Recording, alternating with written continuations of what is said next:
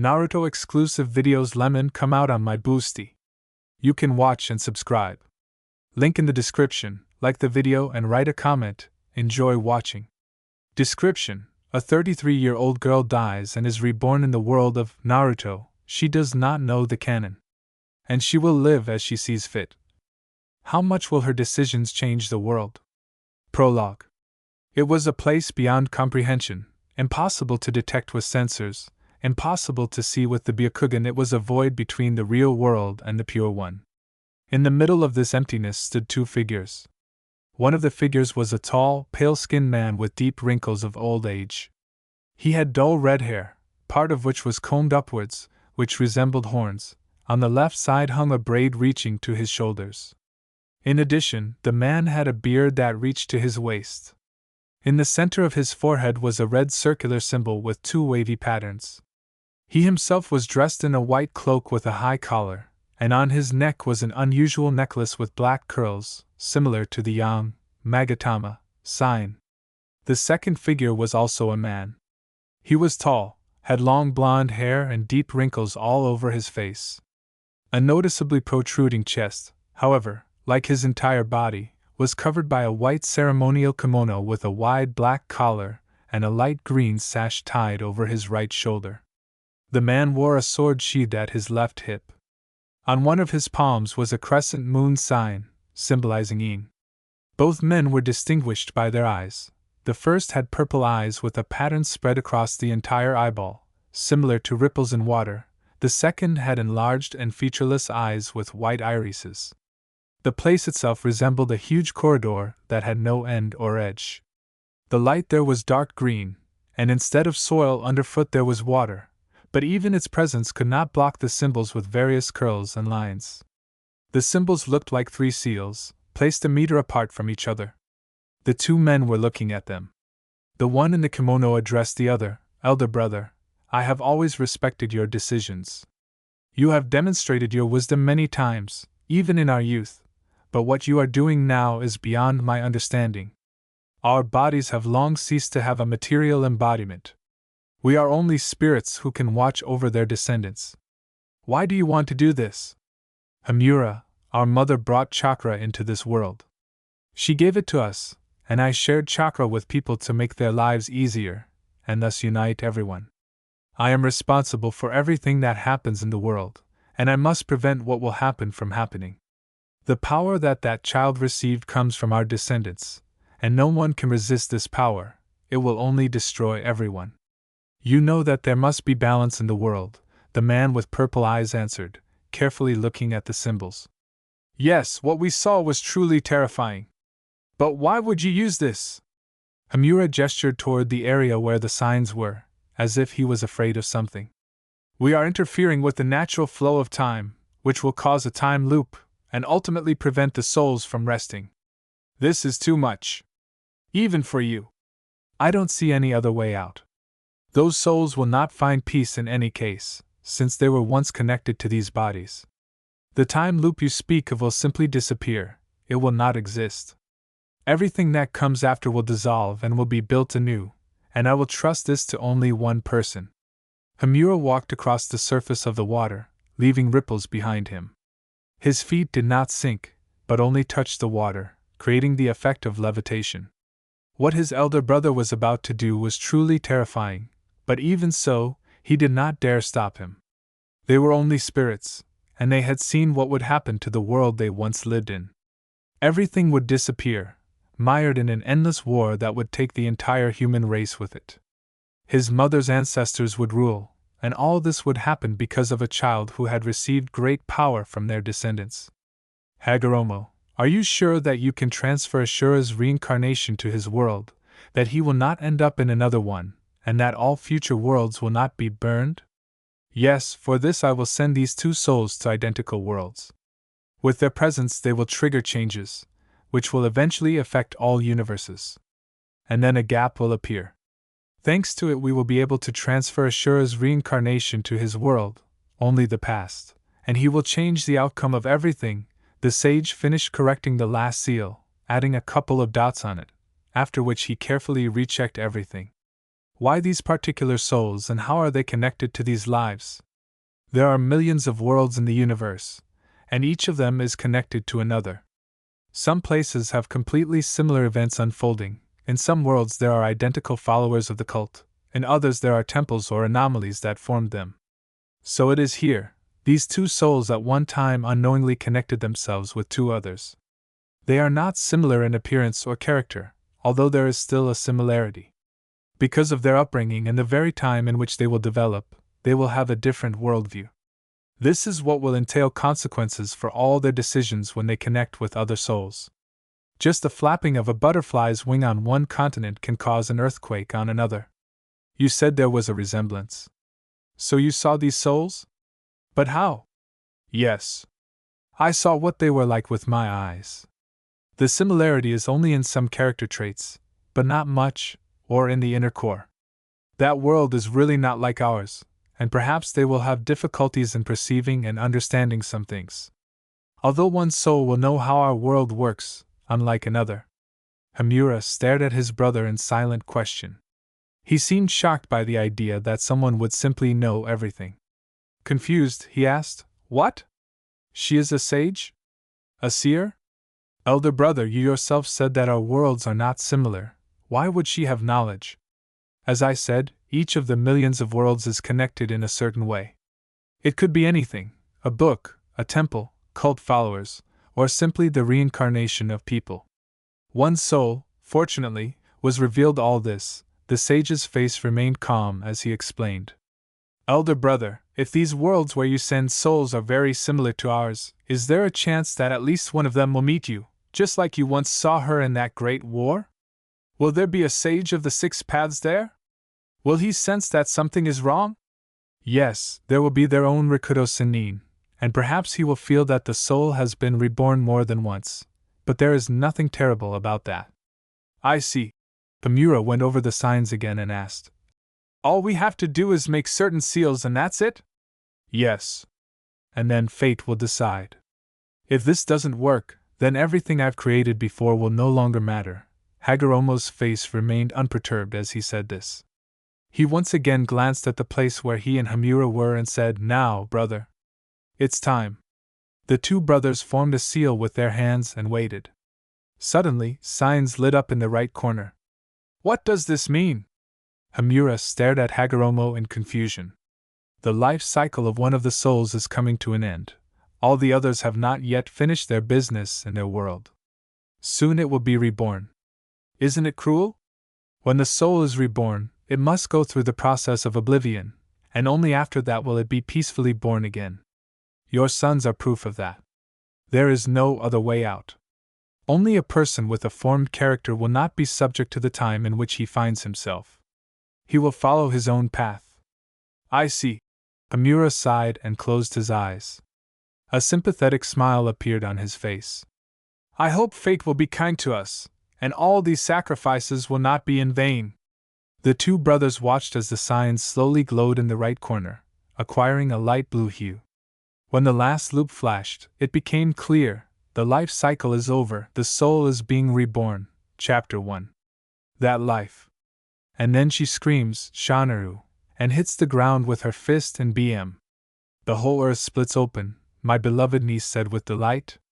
Vika was the youngest daughter from my older sister's second marriage. Outwardly, she was terribly reminiscent of her mother, the same red hair and green eyes. In principle, I am not far off either. Our parents had 3 daughters, the eldest Lyra, the middle Sasha, and me, the youngest Genya. "Maybe you'll watch or read something worthwhile?" I said to the girl, while simultaneously grating carrots for the pilaf. Anime is a separate culture. Most of them have the most unpredictable plots, conceal a deep psychological meaning, and are not inferior even to Dostoevsky, Vika said with a serious face, and then demonstratively turned away and went on to degrade further. Ahem, immerse herself in Japanese culture. "Oh, come on, she's right. There are a lot of anime that make you think about something important," Lyra said reproachfully, checking how the rice and meat were cooked. Will she also give examples from anime in her essays on the Russian language? It seems that GOSD only allows Russian classics. She studies well. She comes home from school, does her homework, and then runs to gymnastics.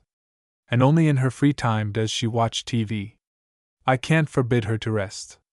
I had no answer to that. I tactfully kept silent and continued grating carrots. I was neutral about anime, that is, I didn't watch it at all. Once Sasha made me watch Death Note. I watched it and concluded that, indeed, this anime could be considered a masterpiece. But that was where my knowledge of anime ended. Even if I wanted to, I didn't have the time. I'm already 33, and at the moment I'm serving in a military communications school. I was given a women's battalion, and for the second year now I've been leading them along this difficult path. The military career in our family was hereditary, as was the case with the doctor. My father was a military man, his parents were military men. My mother's entire family is a doctor, just like her. My older sister is an obstetrician-gynecologist. Her eldest son from her first marriage entered medical school to become a dentist, and I entered the military. Vika also keeps an eye on the white coat. The only black sheep in our family is my middle sister Sasha. She is an Orientalist, and she has never had a desire to become someone else. My father was neutral about her choice of profession, and my mother said, "Well done." Let's be honest, she definitely had a talent for languages from birth. In fact, our parents left this world long ago. My father died in the Chechen War. He blew himself up on a grenade, and that was it. My mother lived 5 years after that. She had a seizure. They didn't have time to save her. Well, at least the death of their parents was just a moment for them. Are the meat and rice cooked? Throw in the vegetables. Just don't put in the chickpeas, I don't like them. And the cloves too. Handing my sister a cup of grated carrots, I asked, "By the way, did Sasha go to pick up Misha from the university? Will the whole family be here today?" "Yes, she will come over after she resolves the issue with the divorce papers." Here's another peculiarity of our family. All 3 sisters were divorced. Lyra twice. The first marriage lasted 6 years, they separated on good terms. The second marriage 5 years, there she met a drug addict. Fortunately, he was not using at the time of conception. Lyra already had 2 children, so she did not have the strength to save her husband from addiction. She simply gave him money so that he would officially abandon their daughter and simply not ruin the baby's life. Otherwise she might want to go to military school, and for many, a lousy parent is like a death sentence. Both the eldest son Misha and Vika bore their mother's maiden name. So, Dad, don't worry, our family will continue. I myself was married for 3 years. I married for love at 23, without thinking about anything. But our characters and life goals did not coincide. Dima wanted children and a housewife. Well, I had a military commissar in my head and only bullets.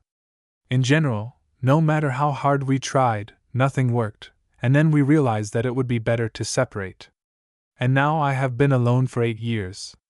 Relationships happen, but mostly of a sexual nature.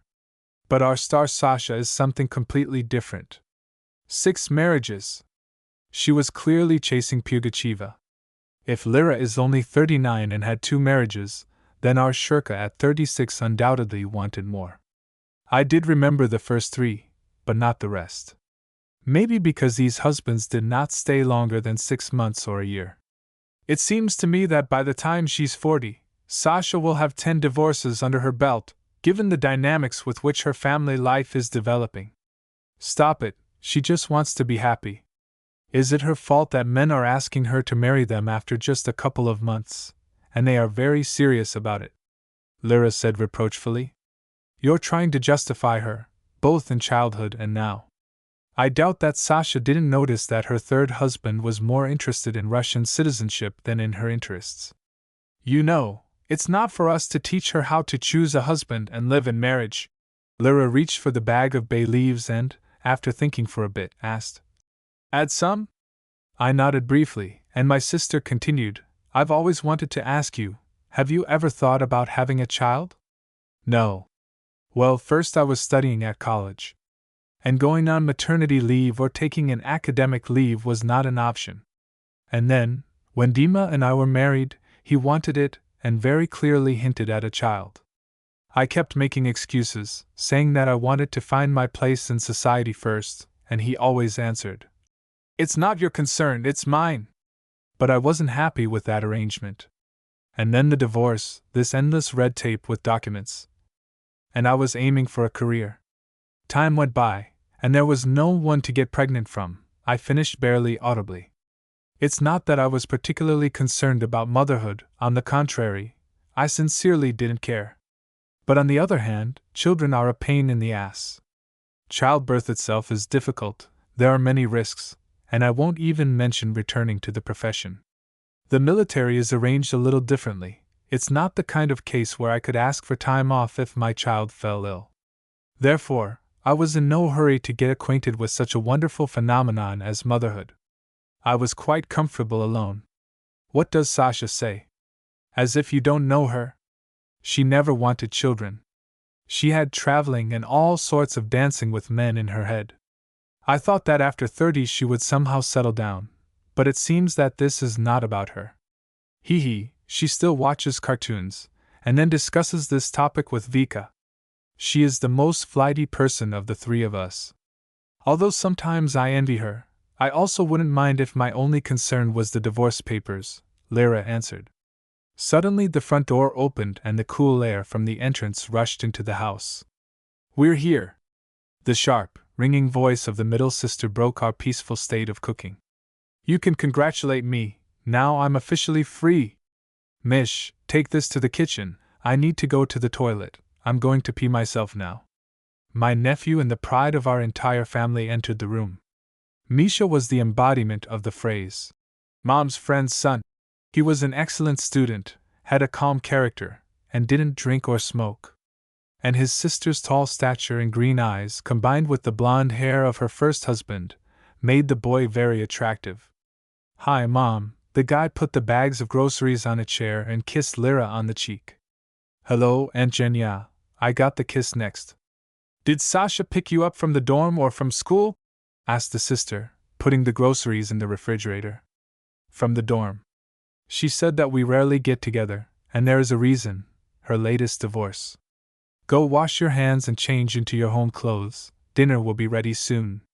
Misha left, after which our restless one flew in. Sasha looked like me and Lyra. The only thing is that she got her father's eyes, a dark blue shade. And her face was more rounded, which made her very cute. So it's not surprising that men were constantly hitting on her. My sister was a beauty. "Hello everyone. It smells so delicious. I bought us some sweets and wine. Let's celebrate my liberation from the shackles of marriage." "How long did it last? 2 months or 3? I teased my sister. "Although no, better tell me, what was his name?" "You know his name. And the marriage lasted 4 months, which is almost half a year, so don't start," Sasha muttered. "Better tell me what you were gossiping about." "About children and marriage," I answered briefly. "Oh. Well, this is an eternal topic of women's conversations." Having sat down at the table, Sasha began to lay out the candies. "You didn't even surprise me. You know, I've always wondered, if Mom and Dad had lived a little longer, would they have been just as happy or would they have gotten divorced?" I looked at the girls after asking. It seemed that Lyra was about to say that they would have been happy, but she refrained, as did Sasha. We know about divorces firsthand. Anything can be the cause, from misunderstanding to banal betrayal. And the latter is not always important, it can be attributed to physical need. Although for me this would have been enough to break all ties with the person. Well, I couldn't understand betrayal, and I didn't want to. Betrayal is betrayal. That's all. Who knows, maybe they would have gotten divorced, or maybe they would have lived in peace and harmony for a long time. Of course, I want to believe the latter. After all, they were a beautiful couple, the older one noted. Sasha and I just nodded in agreement. I looked at the TV hanging in the kitchen. They were showing Titanic. True, it was almost the end. The heroine, having grown old, throws the medallion into the sea, and then dies and returns to that very ship to her first love. How stupid. You know, the scriptwriters of Titanic always bothered me. I don't argue, it's a timeless film. But what were they thinking when old Rose went to throw a necklace worth millions of dollars into the sea? They could have given it to that guy who spent years of his life looking for it. And maybe he would have sold the necklace at auction, and then given the money, if not all, then at least half, to people in need. To an orphanage, for example. The girls immediately turned in my direction. Or, as for me, the most idiotic thing, in the film they said more than once that Rose got married, had children in marriage, and lived happily. Then why, after her death, instead of going to her husband, did she go to a 3-day love that had long since ceased to exist? Hee, you're just not romantic enough and don't understand, Sasha answered with a grin. But I still agree with your arguments. Yes, I'm not a romantic, but I am a realist. After all, there must be logic in life. I was just wondering how much clothes I could have bought if Rose had sold the diamonds. Well, and I also felt sorry for her husband, who did everything to make her happy. But in the end, she ran to the guy with whom she was in the car. It's not like that in life, I didn't calm down. Not so, Lyra confirmed. I agree about the necklace. Well, as for what happens in the afterlife, we can't know. All those people who experienced clinical death said that there is nothing on the other side. Only emptiness, and that's it. I don't think we should take their stories as truth. After all, as you said, no one knows what happened there. And those people still weren't completely dead. Or their souls didn't have time to leave their bodies. It's strange to hear this from a person who claims to be a realist. Sasha responded immediately. Well, I am a realist regarding an adequate scenario and the fact that Rose could have waited for her husband, who gave her happy years. And the topic of the afterlife is unfamiliar to me, so I think it is wrong to assert one thing. Mom! Is it time to eat soon? Vika's voice reached the three of us. Yes, right now. Wash your hands and sit down at the table, answered Lyra, and our nice discussion came to an end due to the human need for food. The kids flew into the kitchen while I was washing the dishes after cooking. Sasha and Vika were discussing cartoons again. Naturally, I wasn't listening to them, they were just a conversation in the background. Did you see the ending? Sakura ended up staying with Sasuke. I was happy at first, but then they showed the 10th movie, and then Boruto. First, Naruto's love was presented in a stupid way, then Sasuke was gone for 12 years, and I felt so sad, Vika chirped tirelessly. Yes, they also started to develop this theme with aliens, but to be honest, I'm not interested. The evening went wonderfully. We ate, talked about different topics, joked, and then got to the cake, gobbling it up while watching the Soviet film. Love and Doves. Wonderful. It was getting on for the night, so Sasha, Misha, and I stayed overnight. And even though tomorrow at work I have to conduct grenade throwing exercises in the fields, I still didn't want to leave. Luckily, I took my uniform with me. Having woken up in the morning, we had breakfast, said goodbye, and all went about our business. Sasha and Lyra to work, Misha to the institute, and Vika to school. I went to the military base, which was located outside the city. I arrived at the unit an hour before classes, reported to the duty officer, and went to change into camouflage. Adjusting my jacket under my bulletproof vest, it was mandatory to wear it at such exercises. I grinned at my reflection in the mirror. I, like my sisters, had large breasts 3.5. And Lyra, when feeding, was a size 5. Therefore, my envy of her neat miniature breasts was truly black. There were only disadvantages to being the owner of large breasts, from choosing clothes to playing sports. And it doesn't matter what sports bra you put on, everything always shakes. Therefore, the second size was the height of my dreams. Good health, Comrade Major. The cadets of both the male and female detachments said crisply at the morning formation. I gave instructions, handed out equipment, and together we went to the training ground. Today, I and a couple of my colleagues will be watching the students. Throwing grenades was the basis of the training. They took it seriously. Wearing a helmet and a bulletproof vest was mandatory for everyone, plus access was only after passing the theoretical part. Everything was observed, and nothing foreshadowed trouble. until I was distracted by the captain, who told me that his wife would soon give birth and that she was very hot-tempered now, and in general, everything irritated her. He joked that at the firing range, where they shoot and throw grenades, it is much quieter than at home, where the wife is ready to kill for loud breathing. Having finally remembered my duties, I approached one of the cadets. He was a very smiling blue-eyed guy with blonde hair peeking out from under his helmet.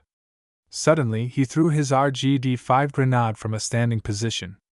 The ammunition hit the edge of the front parapet protecting the firing position and ricocheted into the kill zone of my fellow soldiers. A split second, there was no time to think, and I immediately pushed the confused soldier away and covered the grenade with my body.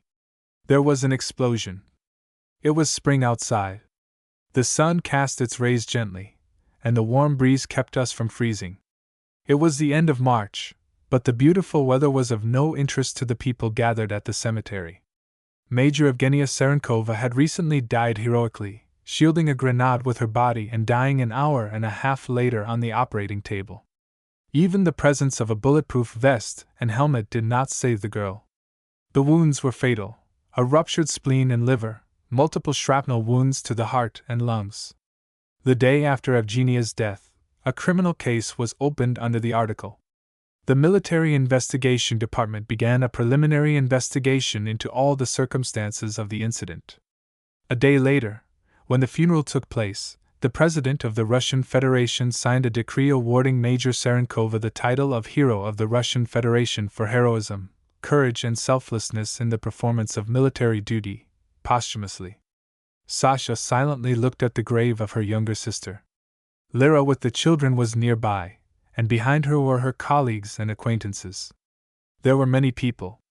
Everyone was sobbing and saying how cruelly fate had treated such a young girl. Sasha looked at the photo engraved on the stone slab. Her sister was the same as always, in uniform, with a charming soft smile and a wide forehead. The sister still could not believe what had happened. The news was told to the family 4 hours after they said goodbye after a get-together. After hearing this, Sasha fell into a stupor, not knowing what to do. Everyone was in shock. The public loudly proclaimed heroism, they even awarded a medal. Gradually, everyone dispersed. The boy who was the cause of everything came up to the family more than once. They say he can't even sleep. Every day he blames himself for the major's death. They even wanted to pin a criminal case on him, but the family of the deceased stood up for the boy. Both Sasha and Lyra forgave him and asked him not to blame himself. Only then did he calm down, as if he had lifted a weight off his soul. The sisters did not want to believe that the sacrifice of the youngest was in vain. After all, she had saved the cadet for a reason. So they almost begged the investigators not to put him in jail. The case was hushed up, and the boy continued his education at the school, promising that he would become a worthy person. Sasha was still looking at the grave when suddenly Lyra touched her hand, hinting that it was time to leave. Misha was already leading Vika by the hand towards the car. Sasha followed them, noticing that there were apple trees growing near the cemetery. Some were just putting out young shoots, while others were already blooming pink petals. All this reminded the girl of the famous Japanese Sakura. She suddenly smiled and said, "Sister, get to the best of all possible worlds. May your next life be filled with amazing events and adventures. Meet your true love. I love you." The girl looked at the stove again, then turned away and joined the family. The weather outside was sunny. Everything was blooming and green. Chapter 2. Another World. The beginning of the journey. It was something beyond comprehension. It was as if I was under anesthesia and felt nothing. My consciousness seemed to have sunk into sleep. It was warm here, and the steady knocking that reached my ears became my comfort. I did not think about anything, I only slept. After a while, I started to feel my heartbeat, my body, my legs and arms, as if the painkiller had worn off. Everything was back to normal. I felt like I could move my legs. It felt like I was in water. Time was passing, but it didn't matter to me. I felt so good, I didn't think about anything and just enjoyed myself. At some point the water started to go away, there was not enough air. It was strange, breathing again. I turned over and began to be pulled down. Everything around me was shrinking and it was painful. There was not enough air, and then it suddenly became cold. I literally screamed in indignation. There were many voices, light and touches. I wanted warmth. I felt myself being placed on something soft and gentle. I again heard the knocking that had recently been my companion in a warm place. Finally, I calmed down. It became good again. The realization of what was happening did not come to me immediately, as did the memories of the last day that I remembered. I remember that a young cadet threw a grenade incorrectly. I remember how I pushed him away and lay my whole body on the projectile. If I had not done this, there would have been many victims. I remember how I felt a sharp piercing blow, and then silence. And now I was lying in a bed that was the right size for me, but it was definitely small. A woman came up to me, picked me up and carried me somewhere. It was strange. I was a child. No, I was a baby. I wanted to believe that this was a dream, but I felt and saw everything in reality. Maybe these were hallucinations, like when a person is in a coma? After all, I most likely received very serious injuries. The sisters are probably beside themselves. But the more I was in this place that was incomprehensible to me, the more it seemed to me that all this was real. We reached a destination known only to the nurse. The presence of the proper attire suggested her profession, and then I was handed over to other hands. I looked up and saw green eyes looking back at me, filled with tears. It was a young girl with short, light brown hair. She resembled my mother in appearance, although I could see some striking differences between the two of them. "My little girl," whispered a velvety voice, every word of which was literally permeated with love. When I heard this phrase, I understood nothing. The language she spoke was clearly not Russian, and it did not belong to the Slavic group. Remembering the languages of the countries that were once part of the USSR, I did not find the one I needed. But in its sound, it seemed to me, this language was similar to Japanese. After all, my older sister was an Orientalist, and Japanese was her specialty. And I myself had heard her memorize something out loud more than once. Plus, many programs like The World Inside Out brought back episodes about Japan in my memory. The only thing that confused me was the girl's European appearance: sharp cheekbones, a straight nose, the color of her hair and eyes. All this is not typical of an Asian appearance. Or maybe she is an exchange student? Why not? So this is my mother. Nonsense. Everything seemed crazy to me. There was no other word for it. I didn't want to believe that I had died and that this was a so-called reincarnation. If so, it was very cruel. Why did I still have memories from my past life? Why weren't they erased? After all, I will always remember my real family.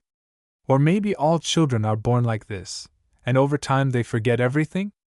Then I can understand the character from Daniel Keyes's book, Flowers for Algernon, where the main character becomes a genius after undergoing surgery, and then gradually begins to get stupid. The same thing here. I know and understand everything. I am part of the group of adults, and later I will start to get stupid again, forget, and in the end I will simply become an ordinary child. It even became somehow creepy. I did not understand whether this was good or bad. I was distracted from my dark thoughts by gentle stroking of my head. The girl looked at me with love, when suddenly something distracted her, and she began to fiddle with her robe. At first I didn't understand what was happening, but then, when they put a breast under my face and kept poking the nipple into it, I understood what all this was for. I needed to eat. As luck would have it, a feeling of hunger came over me. Wincing, I nevertheless grabbed the nipple with my mouth and began to suck. Well, the milk was very warm and tasty. I was literally a pump and even grabbed the breast with my tiny fingers. Looking up for a second, I saw that Mama was wincing, but even so, her eyes reflected only tenderness. I decided to loosen my grip a little, to which I received a surprised look. Suddenly the door swung open and a loud voice in an incomprehensible language was heard. "Mabuki, darling, have you given birth yet?" "Quiet, I'm feeding a baby here. It's a girl. As I said, I gave birth to her this morning, while you were God knows where." I was sent to the post to check on the other tune-in. The voice, although quieter, could still be heard in it. Finally, the culprit of my interrupted dinner came closer, and I could see him. But what I saw made my nipple jump out of my mouth. He was a young guy, no more than 25 years old, with dark blue eyes. He also had a European appearance, but what really surprised me was his spiky pink hair. Just super! Not only did I most likely die and be reborn God knows where, but my father was also going through a rebellious period in the prime of his teenage years. No, seriously, grab your head, Daddy. You already have a wife and a child, and you run off to paint your hair pink. I wouldn't be surprised if you were at the hairdresser's during the birth. Kazashi! You scared the baby. Mabuki quickly inserted the nipple into my mouth and looked menacingly at her husband. Darling, what else? And she's something like that ugly. After these words, Kazashi immediately received hit by face, yes, such that even flew away the wall. This is forced me again open mouth. This more what such was it? Myself Conor McGregor envied with such a blow. And how can a fragile-looking girl hit like that, especially one who just gave birth? I widened my eyes as much as I could, not knowing what to think. My mom is a real aggressor. She might hit me like that too. God, is the guy even alive? Just a couple of seconds later, the victim of such a blow stood up and with an absolutely unperturbed face approached the girl, kissed her on the cheek, and then said sorry. She's not ugly at all. And anyway, all babies look like that when they're just born. The swelling will go down in a couple of days, and she'll be the most beautiful girl in the world. Mabuki whispered, hugging me tenderly. But the longer I watch these two, the more I realize that they are minors. They are minors even in Africa. Darling, it seems to me that she has some kind of strange look, as if she is aware of everything or something. It's just that she's already smart. She's just like me. Yeah, probably. The guy sighed and then asked, Can I hold her? Yeah, just be careful. Hold the head and don't swing it, she just ate. I was picked up and looked at my daddy. He was definitely not Asian. But the way he pronounced words or repeated, arigato, between phrases made me realize that my assumptions were correct. He was definitely Japanese. But my parents' appearance was what bothered me. And also, what kind of hairdresser does my father have that dyes the roots so perfectly? And the color is so rich, but not too bright. Well, he's the perfect colorist. I'll be getting my hair cut or dyed by him in the future. What shall we call it? The girl's voice rang out. The guy looked first at his wife, then at me, and then out the window and said, She was born in the middle of cherry blossom season. She also has pink hair, just like cherry blossom petals, and green eyes, like young leaves. The guy stroked my head, and then kissed my forehead. I think the name Sakura will suit her very well. He handed me to my mother, and she smiled at me. Yes, it's a good name. All this time I was in some kind of prostration. After feeding and meeting the parents, I wanted to howl. Is it really true? And did I really die and will soon forget everything? Or will I start to get stupid? Or does it work differently? Maybe my adult consciousness will soon disappear? Or how does it all work? The questions poured in endlessly. I realized that after that grenade, even wearing a bulletproof vest, it was hard to survive and not become crippled. There was definitely a rupture of at least the spleen, and I won't even mention the ribs. So I really did die, and they probably buried me already, and everything that's happening now is a rebirth. Maybe those who behaved well or died heroically are given a second chance. But why in another family? Why not in mine? I want to go back. I want to be with my sisters, with my parents. It's unfair. Why haven't I forgotten anything? Isn't this how rebirth was described in ancient Buddhist scriptures that I came across on the internet? What if I don't forget anything and don't start to get dull, and even have memories? Then I'll be a child prodigy. I'll finish school and college as quickly as possible, but this time not a military one, but maybe some law or economics. Or maybe I'll even be an Orientalist, like my sister, or a doctor. Then I'll find my family and help them in every way. If everything goes well, I'll share my secret, and then they'll have no choice but to believe me, because I know everything about them, even the smallest details. This thought alone cheered me up. Maybe it's even good that I was reborn. I now have a new body, and judging by my parents, I'll be quite attractive. And if I survived, I would only bother my family with my helplessness due to my physical disability, and they would have to look after me. Yes, everything is definitely fine, there's no need to get upset. I just need to quickly understand what country and what year I was born.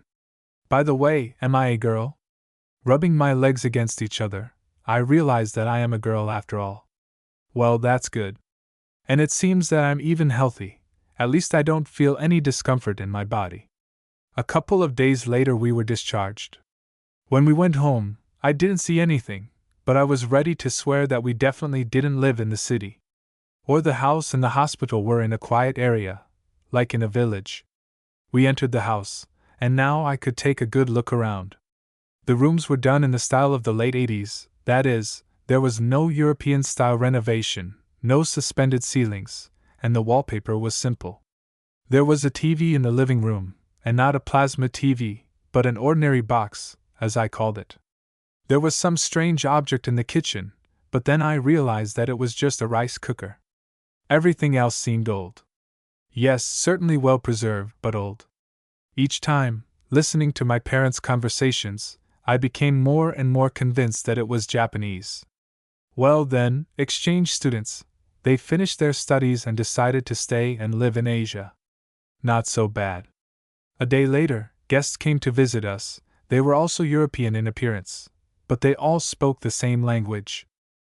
But what confused me more was the color of their eyes, bright turquoise or pink, but I attributed it to the lenses, or the strange uniform that the men and some women wore. This uniform included a dark blue tracksuit, dark blue sandals, and they were obviously very thick and made of good material. Well, and on top of all this they wore a dark green bulletproof vest with many pockets, with an emblem in the form of a red circle on the back.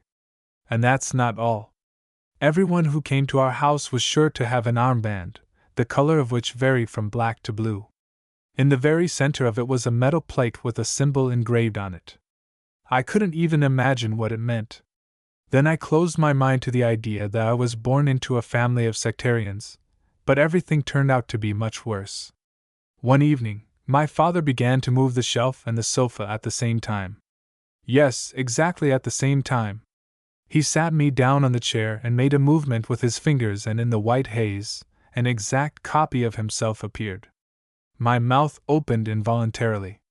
I immediately hurried to rub my eyes and at the same time pinch myself harder, because what I saw could not be true. How is this possible? Maybe I am dreaming this? After all, this simply cannot happen in reality. Is this magic? I thought I was going crazy, but when we finally went out for a walk outside, I was convinced that either this was a closed laboratory for creatures capable of cloning themselves, or this thought seemed even more frightening to me than the first. I had ended up in a completely different world. The streets we were walking along were arranged rather unusually. I was also confused by the round roofs of the houses, and the traditional Japanese fences were not at all traditional. On the contrary, they were more in keeping with the European style. Even the people themselves were dressed strangely.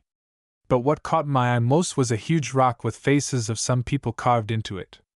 One of them, for example, had a helmet on his head, but the fourth face had yet to see this city. Work on it was just being completed. But what convinced me most of all was that this was a completely different world.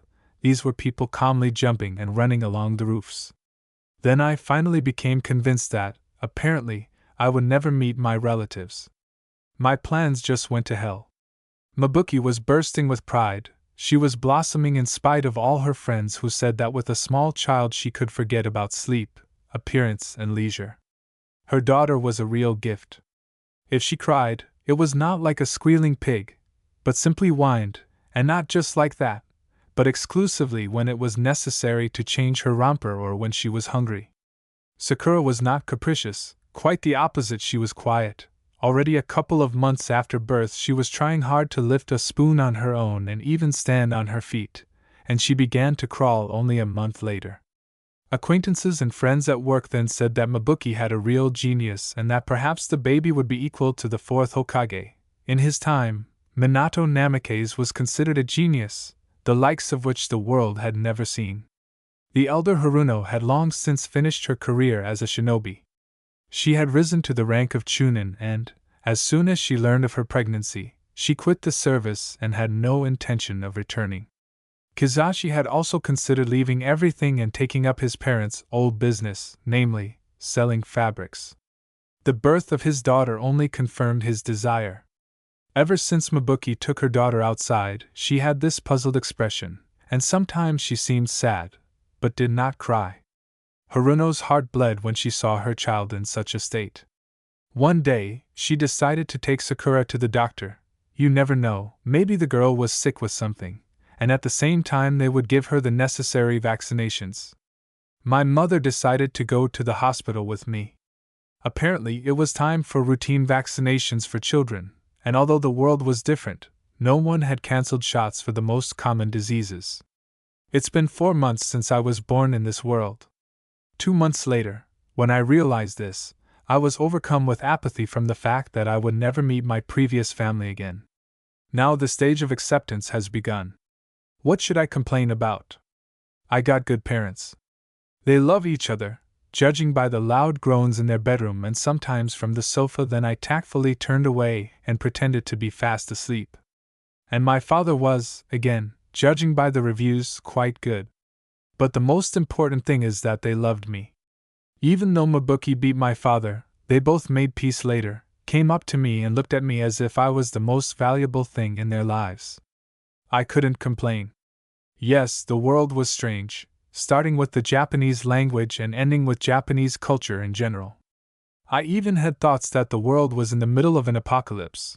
Only a few formidable Japanese remained alive, and all the Europeans submitted to them, so faithfully that they even forgot other languages and now live exclusively according to Asian traditions and customs. But all my guesses and assumptions turned out to be untenable in front of the magic of this world and the strange hair and eye color of the people living here and, indeed, everyone.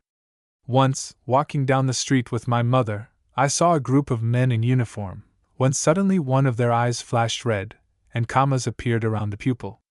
It was both creepy and fascinating at the same time.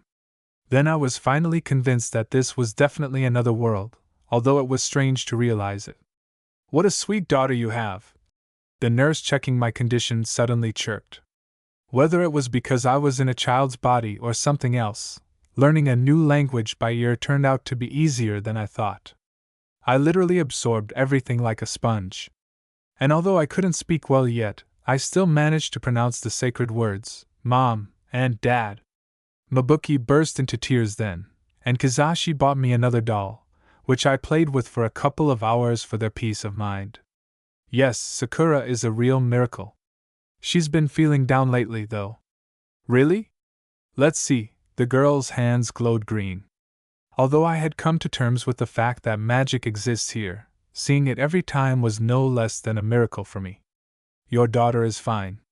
Her internal structure is already well formed. Perhaps she will sense chakra before anyone else. Are you sure? She just has a sad face sometimes. Yes, your child is fine. Children tend to change their faces. Perhaps she is simply unhappy with the toy. In any case, I do not see any abnormalities or illnesses. You can rest assured. Mabuki sighed with relief after these words. But the mandatory vaccinations should be done. So roll up your daughter's right sleeve and I'll start. By the way, the injections will make the child sleepy. After the procedure, put her to bed, and that's it. I got the shot, then we got dressed and left the hospital. I didn't really understand what the nurse was saying, but I felt really sleepy, probably a side effect of the shots. We were walking down the street, and my mother decided to buy some fruit for home, when suddenly someone called out to us. Cammy, what a cutie, Databane. It was an insanely beautiful girl with a round face and beautiful long red hair, similar to. I couldn't find a suitable comparison right away. But behind this girl there was a stall with tomatoes, and when I saw them, I even chuckled at how identical the color of this vegetable, or fruit, was to the color of her hair.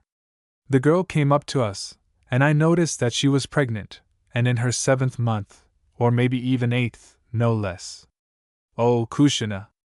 That's right? Yes. Do you remember me? We were in the same class, didn't really talk. You are Mabuki, right? My mother nodded. The red-haired one came even closer and stared at me with a smile from ear to ear. How cute is she? What did you name her? Did she give birth a long time ago, Databane? Her name is Sakura.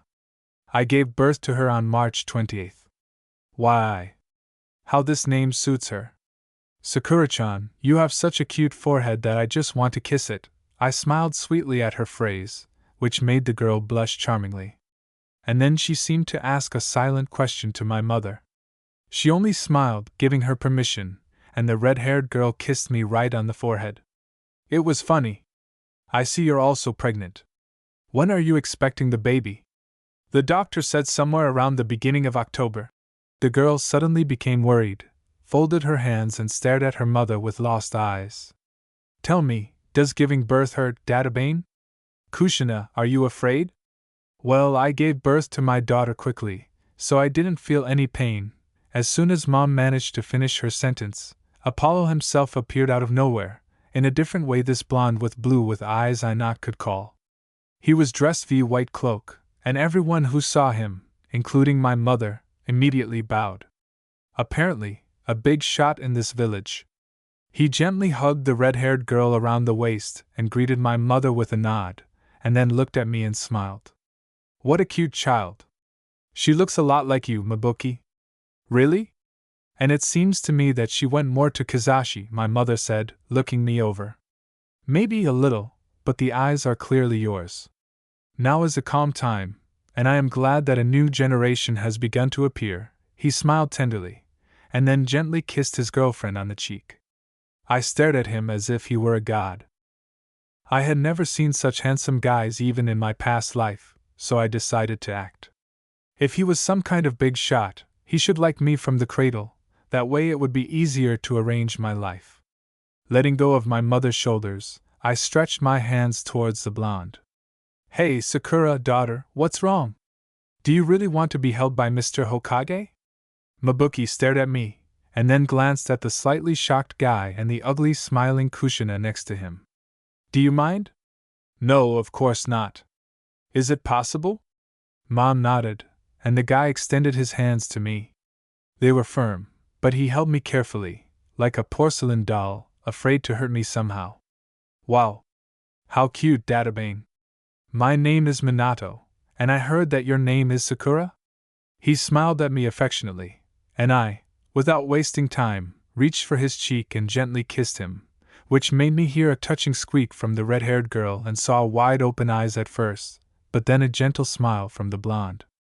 Although I was sleepy, I endured this moment to the fullest. Then the guy handed me over to my mother, and in her arms I slowly dozed off, hoping to see this friendly couple again. After going shopping, Minato and Kushina returned home, cooked dinner, ate, and sat on the sofa hugging each other. Jiraiya-sensei is coming tomorrow. Should we tell him that he will be our child's godfather? Minato addressed his beloved. Yeah, and let's also warn him that the name was chosen from his book Naruto. Are you so sure it will be a boy? Maybe it will be a girl after all? I just know, because I'm his mother. Kushina looked resolutely at her husband, and he became embarrassed under her gaze, blushing slightly. Moreover, I talked to Mabuki, she was also sure of the baby's gender. And here you go, she gave birth to a girl, Databane. The girl lay more comfortably on her husband's shoulder, while he stroked her belly. This girl is so cute, I just fell in love, Databane. Yes, a wonderful child. Most likely she will go to the same class as our little one, and perhaps they will become friends, but… Minato thought. Meeting the Haruno family was pleasant. He had already heard that many families had additions, and the new generation would soon replace the old one. This thought could not but please him. But the girl herself seemed strange to him. Something was not right about her. What? Kushina turned around impatiently, reacting to her husband's hesitation. You know, she has this look, conscious, As if I wasn't holding a child in my arms, but an adult. Pff, there you go again. Kushina. Minato was indignant at his wife's words. No, really. The girl is just growing up smart. Mabuki kept telling me how obedient her daughter is. And I couldn't help but agree. She's only 4 months old, but she's not capricious and has even started saying her first words, and is crawling with all her might, and is even trying to stand and walk. She's not a child, but a real gift from fate. Kushina stroked her belly and said, Naruto, when you have a friend like Sakura-chan, you'll be asking her how to properly write down those boring lectures at the academy. Darling, our baby needs to learn on his own. Minato tried to interject, but then he remembered his wife's words back when his team was still in full force. Kushina dreamed of a son who would be like his deceased student Obito. He is part of my dream. One day, if we have a child, I want him to be as bright and open as Obito. Even if he is not smart. Even if he is a bully and a hooligan, but I want him to value friendship and be cheerful, and his spirit should not be broken by anyone. I want our child to be strong like him. Kushina once answered Minato's question about why Obito was her favorite from her husband's team. I think that a friend's help will always be needed and will never be superfluous. Uzumaki answered. Yes, you're probably right after all. By the way, did you hear? Mikoto gave birth to a second one, to which Kushina immediately jumped up. Really, Databane? Yes, Third Sama said that Fugaku came and asked permission to use the name Sasuke that was his father's name. So she's having a boy, Databane? Well, I think so, although I could be wrong. It's better to meet Mikoto yourself. You know, when she got married and gave birth to her first child, she devoted herself entirely to the clan. I don't blame her, I can say I understand, but it just happened somehow abruptly, Databane. That's okay, my dear, we're just not kids anymore. Kushina just nodded. By the way, Biwako-sama will be delivering your baby. We've already clarified some details about containing the seal. Naruto will be here soon, and I'm still worried. The girl's face changed dramatically, but she didn't stop stroking her stomach. Don't think about it. I can protect you and our child. Trust me. I believe you, Databane. I lived in this world, judging by my calculations and the changing seasons, for 7 months already. Mom and Dad were good, they took care of me and loved me. It seems they didn't plan a second child. At first they bought me dolls and all sorts of educational toys, but realizing that I was not interested in this, Mabuki decided to start teaching me hieroglyphs, and I was already saying whole sentences with all my might. But it turned out that this was not the first time geniuses were born in this place, who learned everything just as quickly. One of those days, when my mother was reading to me, there was a loud explosion. Mabuki immediately jumped up. It turned out that the entire village had been evacuated. Ordinary people were abandoning their homes and running for shelter, while people in uniform were running in the opposite direction. Even though I was pressed close to my mother, I managed to turn my head in the direction of the explosion, and caught a glimpse of something huge with tails. Was I really going to die again? And would I be able to be reborn again? And where was Dad? Mabuki was shaking all over and was literally on the verge of tears. Before entering the shelter, she and I saw a huge black ball flying towards the houses, destroying everything in its path. Only splinters of already destroyed buildings flew from it. We were all sitting in a ravine. There was water and even some kind of toilet cubicles. In the corner there were stretchers and bedding, and the walls were hung with white leaves with red patterns, and there were a lot of them. There were at least 3 explosions during the whole time, but then everything became quiet. Sometimes I felt everything around me shaking, even the air, but there was no sound from outside. Some small children were crying, and their parents could not calm them down. My mother was shaking all over and only hugged me tighter, sometimes saying, "Kizashi, come back. Kizashi, survive," and then kissing my forehead. Although I tried to remain calm, even I was affected by the atmosphere of fear and horror. Everyone was afraid. From time to time, bloodied children who had miraculously survived would come into the shelter. Mabuki couldn't calm down, even though she was a kunoichi in the past. Fear for her child's life, fear for her husband who was still serving, fear of the huge monster, everything paralyzed her. She was not a sensor, but even a small child who had already sensed chakra could sense the killing intent coming from the fox.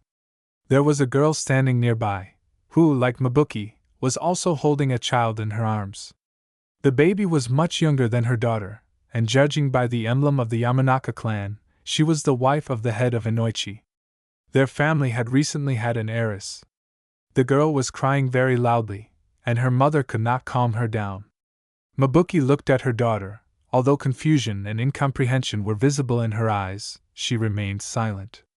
The elder Haruno tried to pull herself together. At least for her daughter's sake, she had to be strong. Suddenly the shelter opened. The men in uniform said that the demon had been defeated. The room erupted in applause and cries of joy, along with sighs of relief. But then everyone suddenly fell silent. The list of the dead were being announced. Mabuki listened. Kizashi was in the 10th division. Fortunately for her, her husband's division was not affected. But the next news made the blood run cold. As it turned out, the 4th Hokage and his wife Kushina Uzumaki died heroically for the good of the village, because they were the ones who were able to eliminate the fox. There was a deathly silence in the room. No one dared to move. After a while, sobs were heard, and then tears. This was a victory that cost everyone too much. When Mabuki and her daughter came out of hiding, she saw that their area had not been damaged by the tailed one's bombs.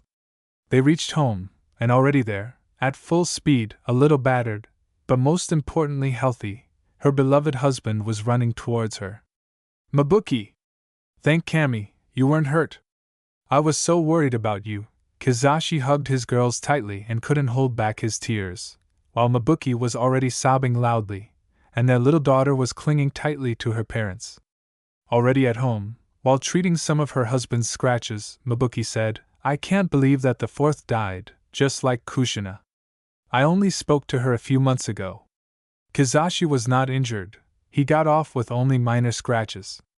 He didn't want to go to the hospital, there was already no room for the injured. Mabuki continued, she was carrying a child under her heart. I didn't hear the news that the Hokage had a baby. Did she really die pregnant? It seems she managed to give birth, and that is what influenced the fox's release. But you know, although I saw him from a safe distance, but, as if hesitating and afraid of his guess, Kizashi nevertheless said, the fox had a Sharingan in his eyes. Although I could be wrong. Perhaps I imagined it, after all, these explosions and bright flashes after the techniques. Mabuki flinched at what she heard. Sharingan? If you're not sure, then keep quiet, or better yet, don't talk at all, even if you're sure. After such a tragedy, it's not worth blaming the strongest clan in the village. Yes, you're right. So, does that mean that the Hokage's child was left an orphan? It's a secret, but most likely a fox was sealed inside him. At least that's what I secretly heard from a conversation between the Jounin close to the Hokage. The elder Haruno stared at her husband. She was no genius in Fuinjutsu, but she couldn't even imagine how such a huge beast could be sealed in a tiny child. Kizashi continued, basically, only the shinobi families will know about this, but the general population will soon hear about it. In the meantime, Third Sama has issued an order for everyone to keep their mouths shut. Poor child. He can no longer be considered an ordinary child. He is a weapon under the protection of the 3rd Hokage. It is better to think about something else. The man, although not the strongest shinobi, would lay down his life, but would not let his wife and daughter suffer. How is our little one? The man tried to change the subject. You know her. She's a real smart girl, she didn't even cry. It was more like I showed weakness. You are far from weak, my love, it just happens. Kizashi tried to console his wife.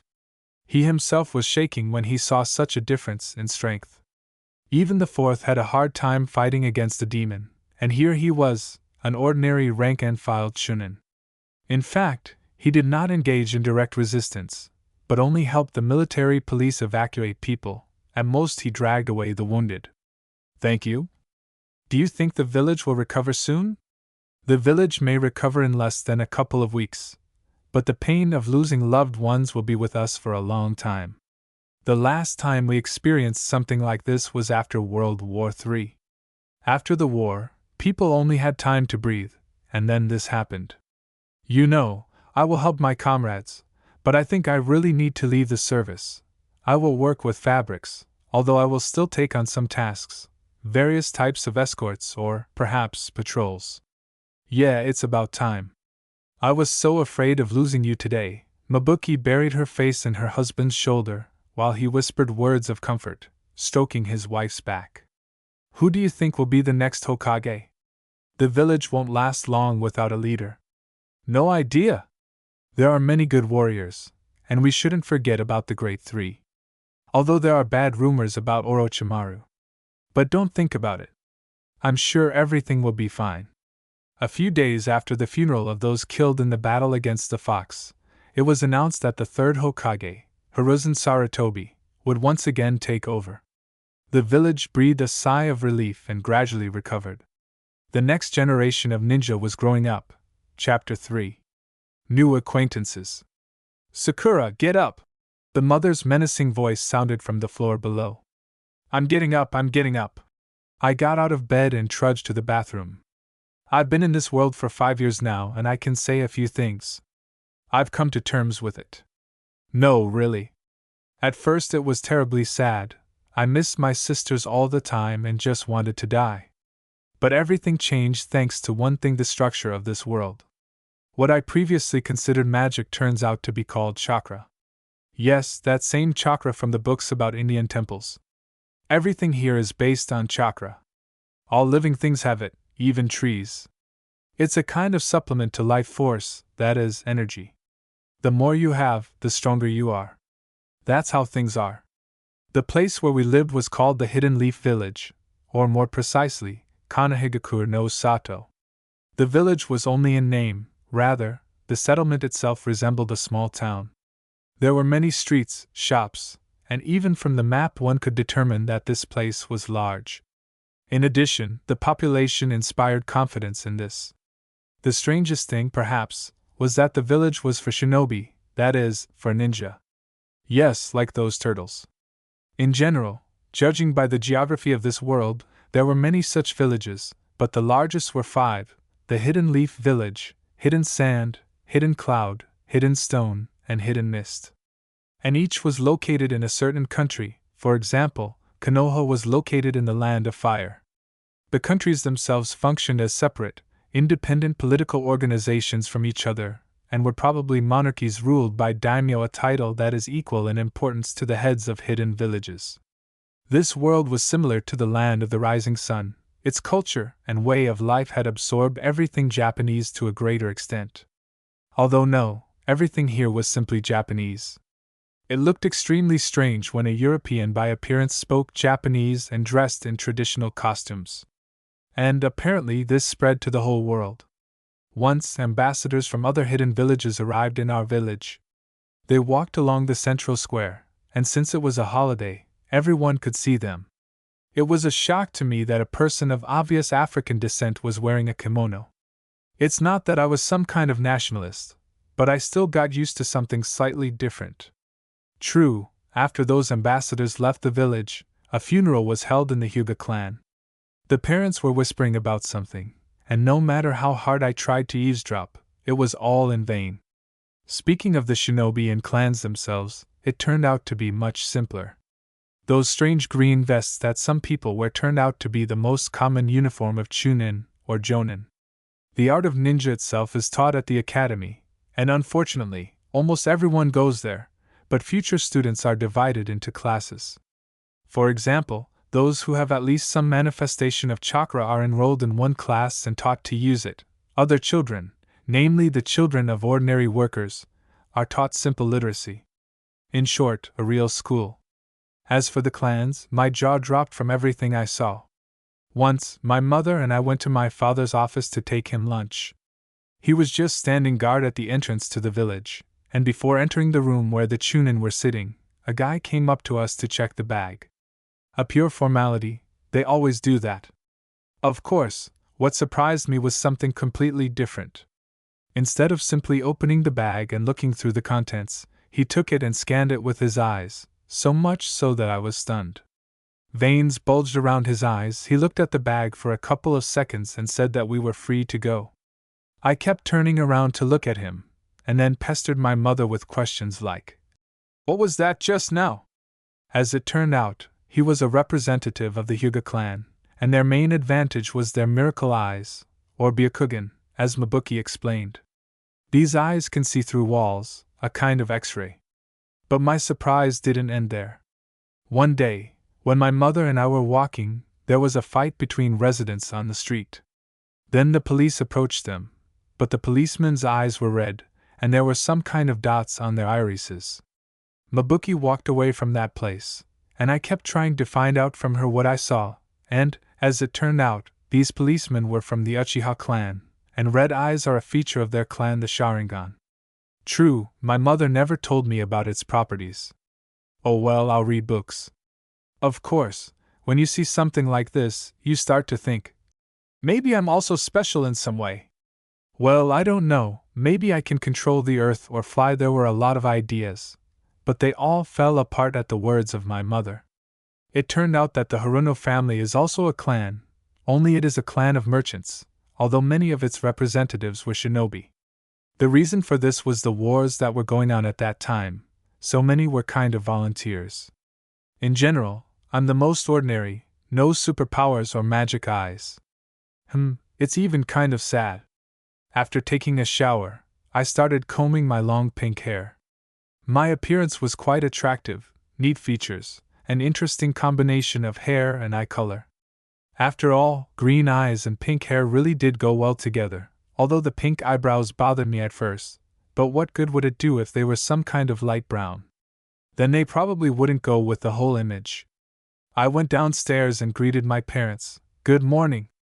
"Good morning, dear," Kizashi said with a smile, lowering the newspaper. By the way, about my parents. In fact, they had some kind of business selling fabrics, and quite a profitable one at that. In general, we were not poor. But sometimes Mom and Dad went to work, though they performed some ordinary tasks like standing guard or accompanying someone. The missions did not last long. Mostly it was my father who went on them, but the older he got, the fewer of them there were. By the way, by rank, my parents were ordinary chunin. They somehow did not dare to reach the level of jonin. They did not say the reason. Maybe because they were clanless or had little chakra or talent, although the desire itself is also important. In general, we were an ordinary family. Although Mabuki with her explosive character sometimes amazed me, but Kizashi took it quite calmly and even laughed at her slaps. They were a good couple, harmonious, as they usually say.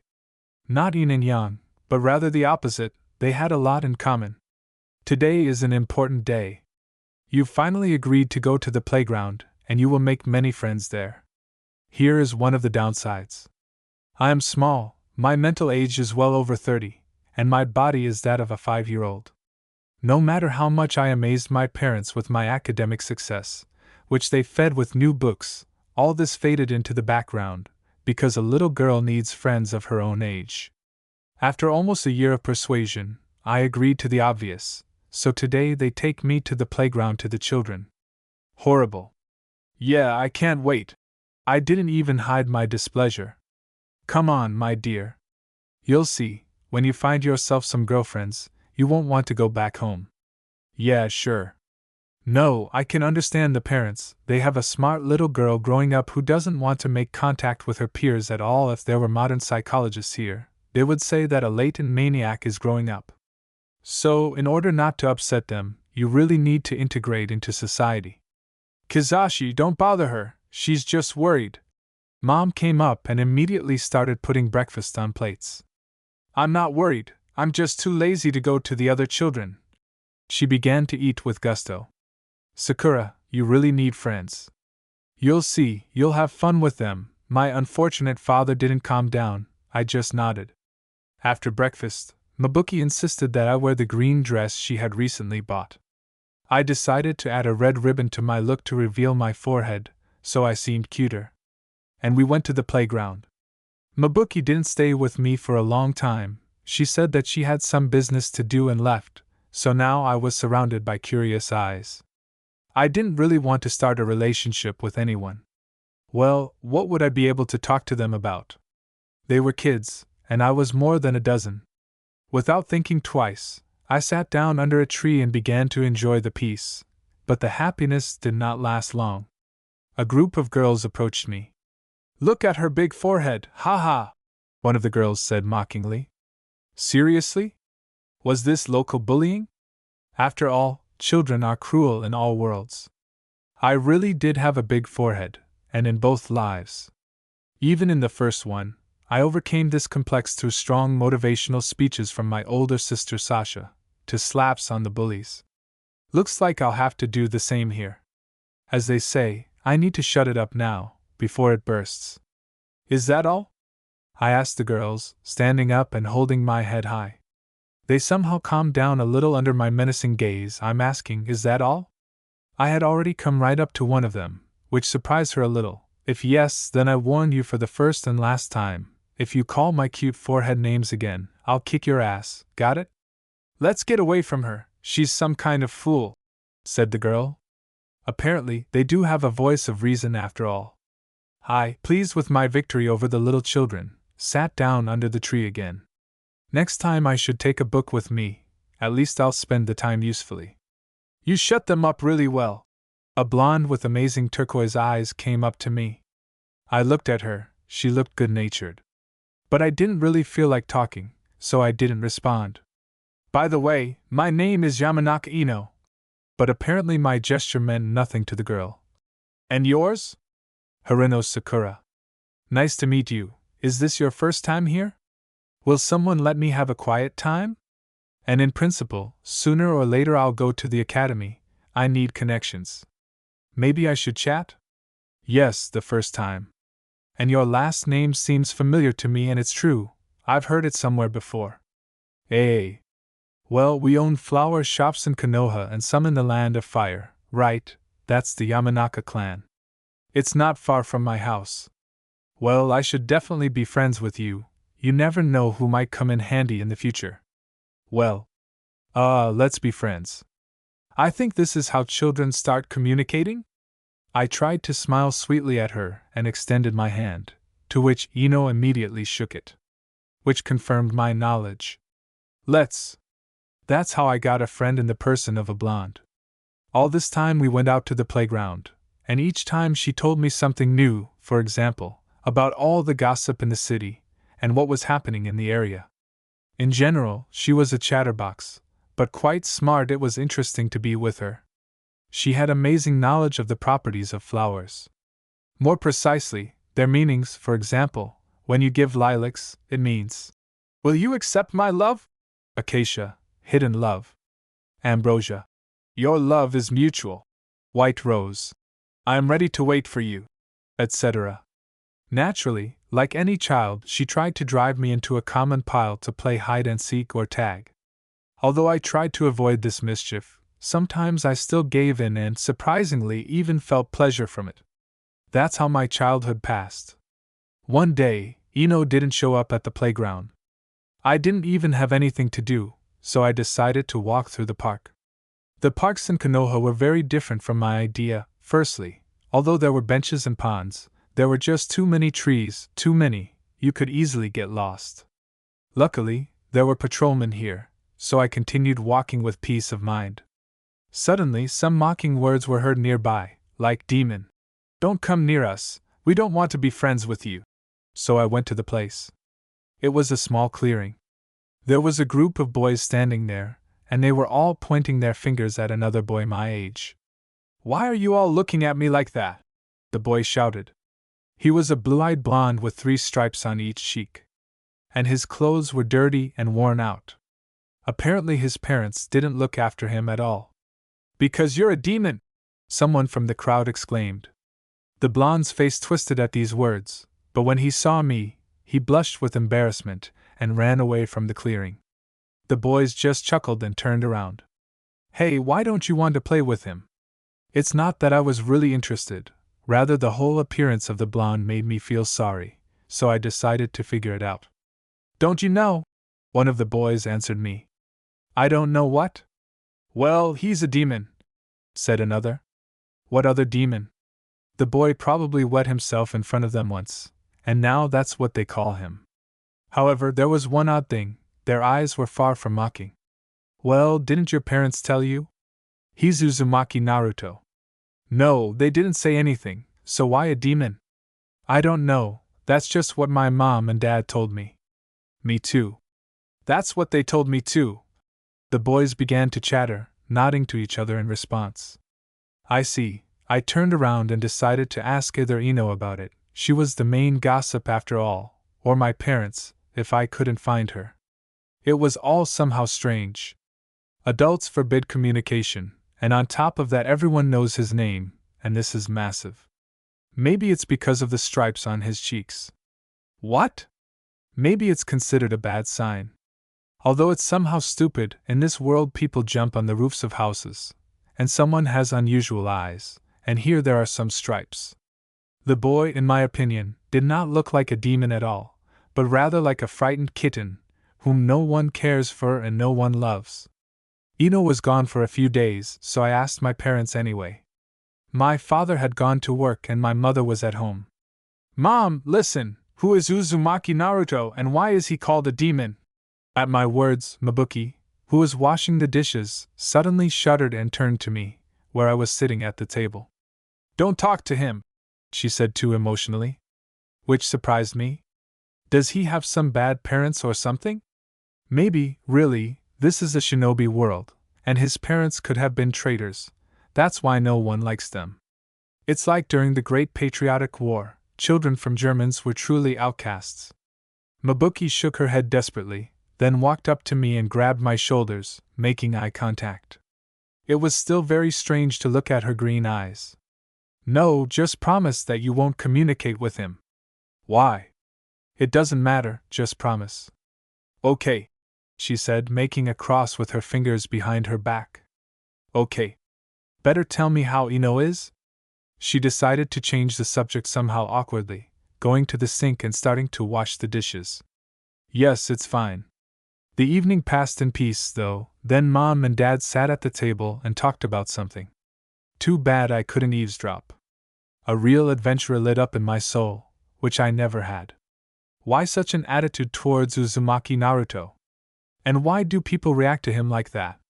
Maybe it's because of the stripes, for example, it means a curse or something else, but Mom's reaction really shocked me. With these thoughts lying in bed, I fell asleep. The next morning, when I was passing by the shops, one of the sellers was telling another that a demon had come here, and he had almost chased him out with a stick again. If I understand correctly, the demon is a 5-year-old child, and he beat him with a stick, when he himself looked well over 40. If this is so, then this is a complete mess. Where are the valiant shinobi with their honor or the police? Why are they treating him like this? Having already approached the site, I finally saw Ino. As it turned out, her father was telling her some clan stuff, plus there was a general meeting with friends. I decided not to drag it out for too long, and asked directly. Listen, do you know who Uzumaki Naruto is? Well, he's a demon. Ino answered a little too easily. Didn't your parents tell you? What exactly? They just told me I couldn't talk to him, that's all. Well, it's the same for me, or rather, my father told me not to have unnecessary contact. Why do they call him a demon? If they are setting up a clan child like this, then something is clearly wrong.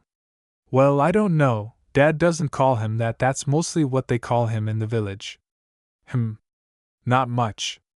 That is, the child is simply called a demon, driven away like a leper, but there are no specifics.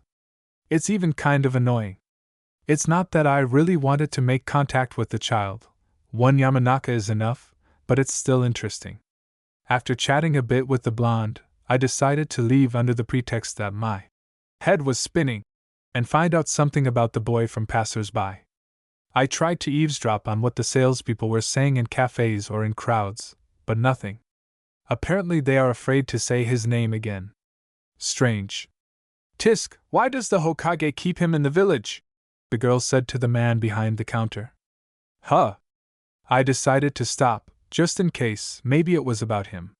He's the reincarnation of a fox. So many people died because of him back then. Who knows?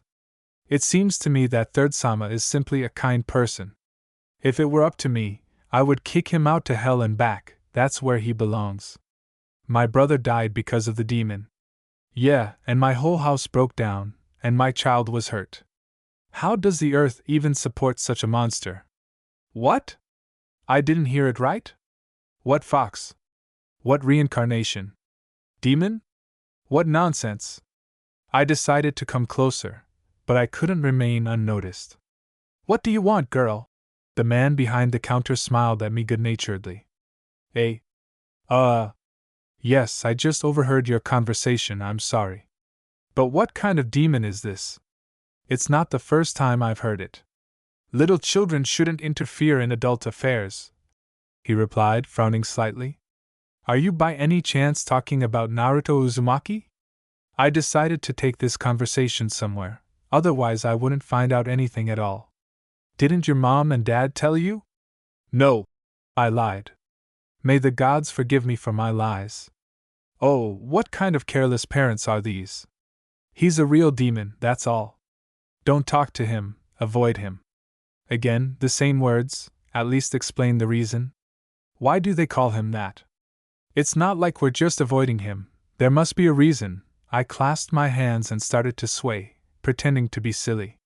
He's just a demon, that's all you need to know, the woman said. You'd better go home, otherwise your parents will worry. I nodded and walked away.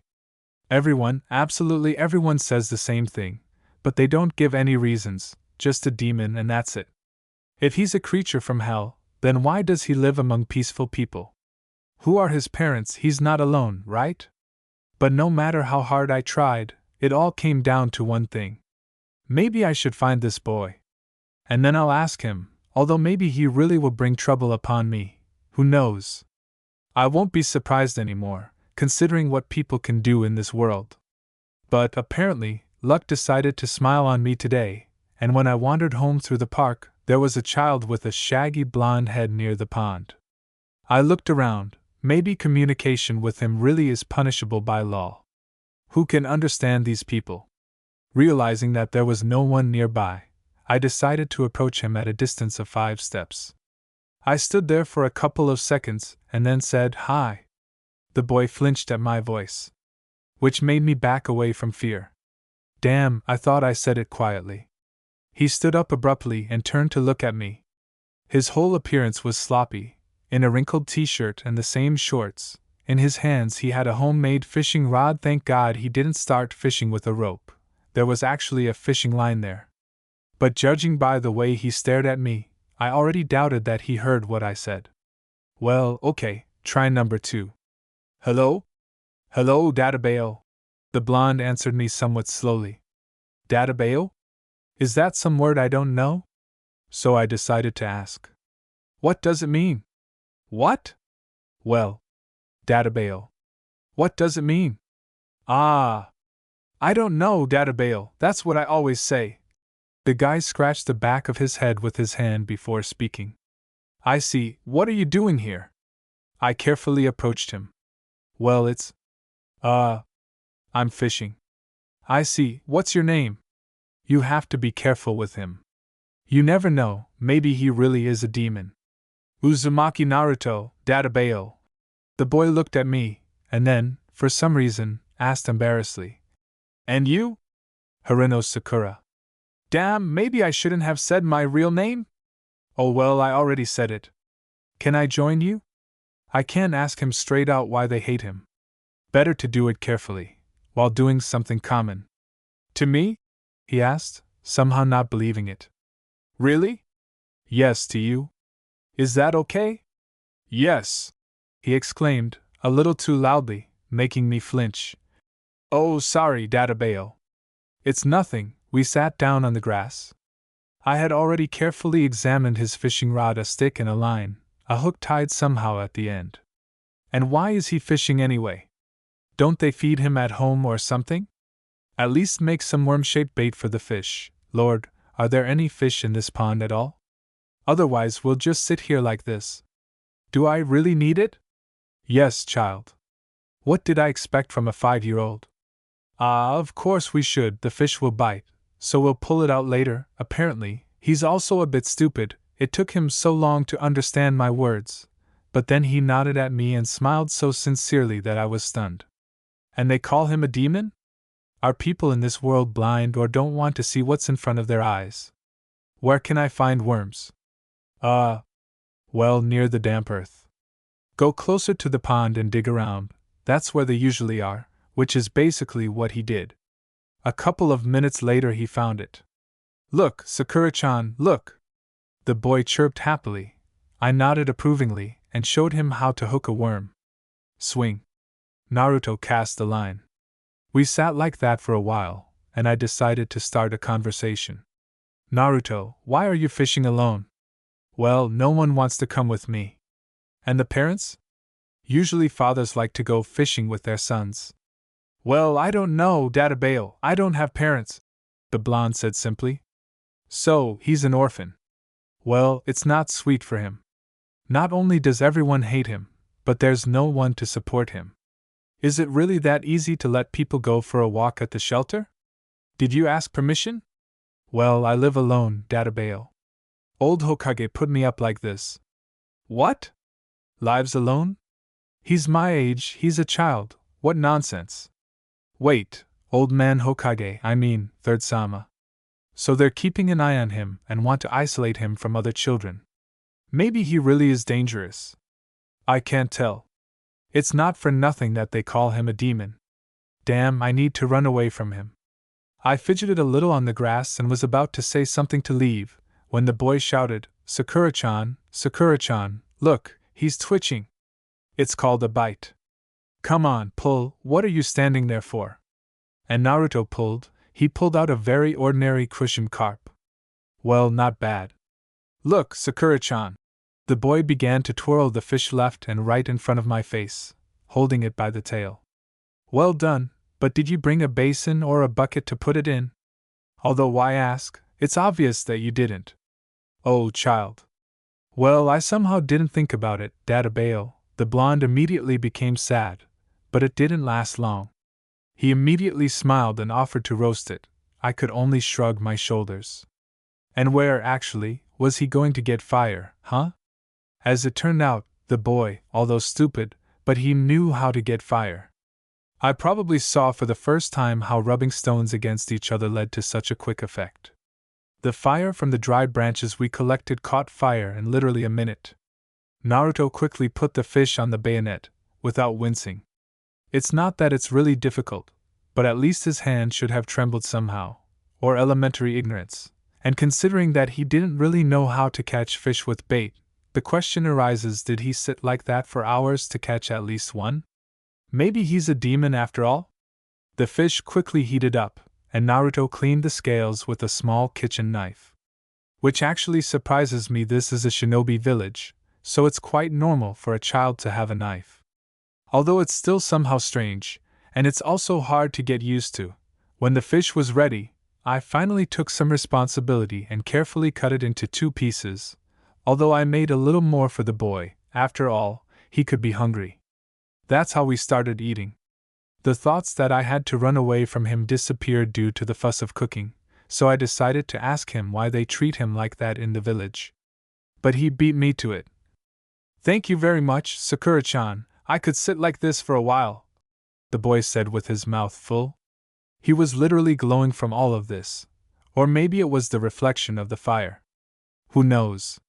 But it was already evening, it was getting dark. You're welcome. You know, I wanted to ask, What? I didn't want to spoil this pleasant atmosphere with any questions. I simply felt sorry for the boy, although the confusion about his relationship with the village had not disappeared. I didn't feel anything bad in him, I only saw an ordinary child, so I decided to postpone this conversation until better times. It's nothing, it's just time for me to go home, otherwise they'll look for me. The boy became slightly saddened by my words, and then, as if he was taking up his last hope, he asked, Can we meet again? Well, to fish there or play, the last words are already somehow uncertain.